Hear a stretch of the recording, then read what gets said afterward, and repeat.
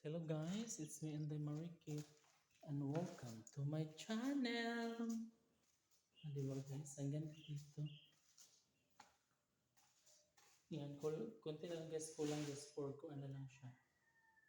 For tiles na lang. No? Tapos nag-skin coat na lang sa babaw guys, sa kisame.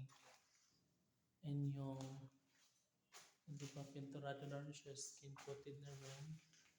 Diba? And ito yung CR pala guys, tsaka back door. So this would be the CR.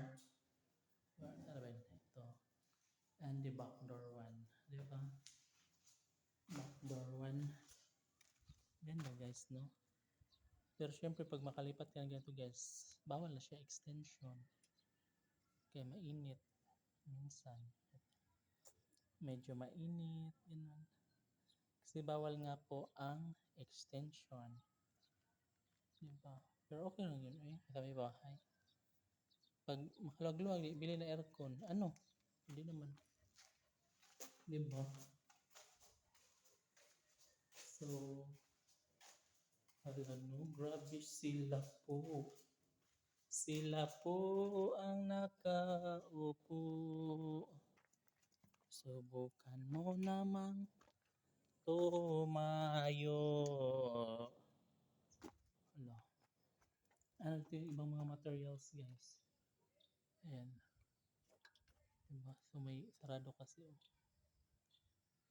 Oh. Ay, initan ako. Nainitan ako. Chararat. Chat. Oh, di ba guys? So dito yung mga pabahay natin. Ah, nakaka ano, no. So malapit na siya matapos guys, no. Ang ganda ng pabahay. Pwede na siyang lipatan soon. So minamadali to guys kasi by September as lilipat na yung mga kapitbahay ko dito. So ano to? Ilan ba? 4, 8, 8 plus 8, 16 plus 4, 20. Guys, 20 family ang lilipat na dito by September. Diba?